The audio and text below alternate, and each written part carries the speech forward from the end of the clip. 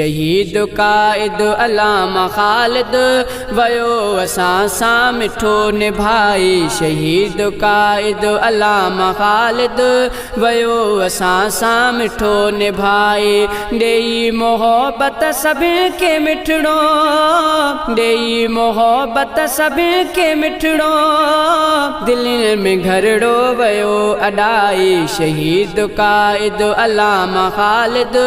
ويو اسان سان مٺو نڀائي ڏيي محبت سڀني کي مٺڙو ڏيي محبت سڀني کي مٺڙو دلن ۾ گھرڙو ويو اڏائي شهيد قائد علامه خالد ويو اسان سان مٺو نڀائي مٺي جون یادون سدائي رهنديون اسان جي دل ۾ اسان جي من ۾ مٺي جون یادون سدائي رهنديون اسان جي دل ۾ اسان جي من ۾ ڀلي کے صديون وڃن ته گذري نه يار سگھندو کوئی مٽائي ڀلي کے صديون وڃن ته گذري نه يار سگھندو کوئی مٹائي ڏيي محبت سڀني کي مٺڙو دلن ۾ گھرڙو ويو اڏائي شهيد قائد علامه خالد ويو اسان سان مٺو نڀائي شهيد قائد علامه خالد ويو اسان سان مٺو نڀائي ڏيي محبت سڀني کي مٺڙو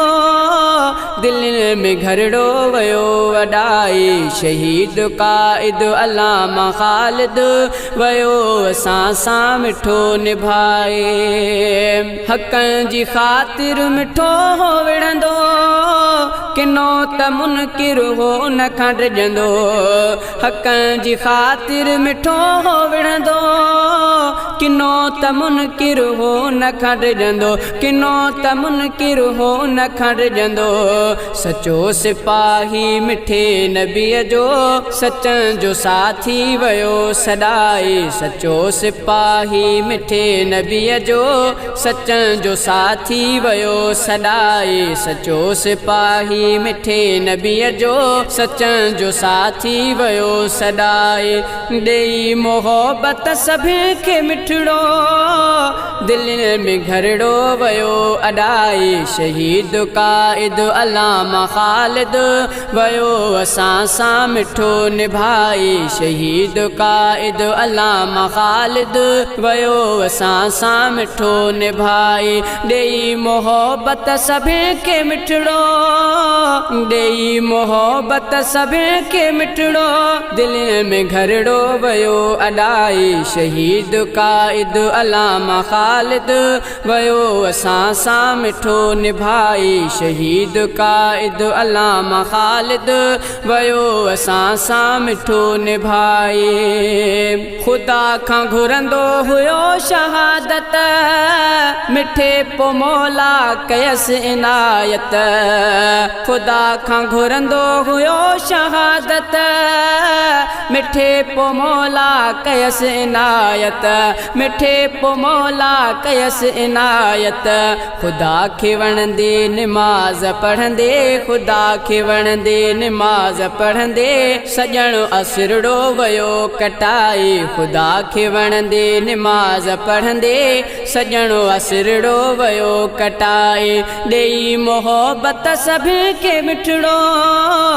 ڏيي محبت سڀني کي مٺڙو دلن ۾ گھرڙو ويو اڏائي شهيد قائد علامه خالد